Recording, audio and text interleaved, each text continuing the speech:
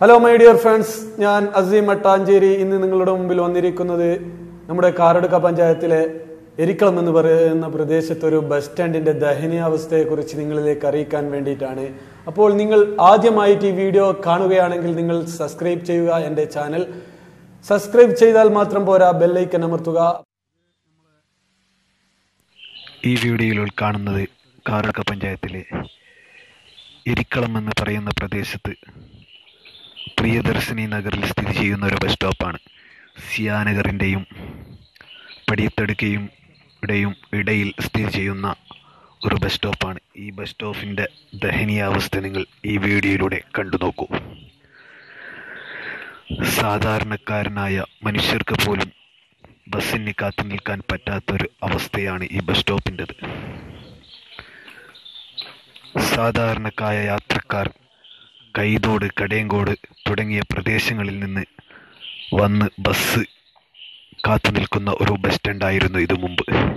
ഇതിൻ്റെ ഇപ്പോഴത്തെ അവസ്ഥ പൊളിഞ്ഞ് തറമറായി കിടക്കുകയാണ്.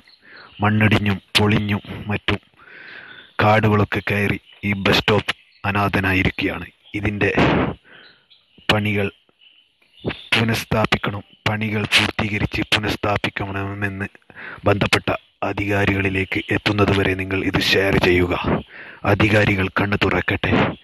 ഈ ഒരു ബസ് സ്റ്റോപ്പിന് വേണ്ടി നിങ്ങളുടെ ഷെയർ ചിലപ്പോൾ അത് അധികാരികളിലേക്ക് എത്തിയേക്കാം. സാധാരണക്കാരായ യാത്രക്കാർക്ക് പോലും വിശ്രമിക്കാൻ പറ്റാത്ത ഒരു ബസ് സ്റ്റോപ്പ്, ബസ് കാത്തു നിൽക്കാൻ പറ്റാത്ത ഒരു ബസ് സ്റ്റോപ്പ്.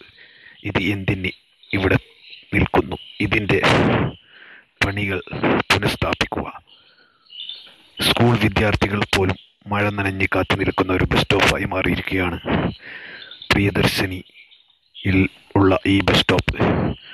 കാറടുക്ക പഞ്ചായത്തിൽ 9-ാം വാർഡിൽ സ്ഥിതി ചെയ്യുന്ന പ്രിയദർശിനി നഗറിൽ ഉള്ള ഈ ബസ് സ്റ്റോപ്പിൻ്റെ ദയനീയാവസ്ഥ അധികാരികളിൽ എത്തുന്നതുവരെ നിങ്ങൾ ഷെയർ ചെയ്യുക. പക്ഷേ നിങ്ങളുടെ ഒരു ഷെയർ അത് അധികാരികളിൽ എത്തിയേക്കാം.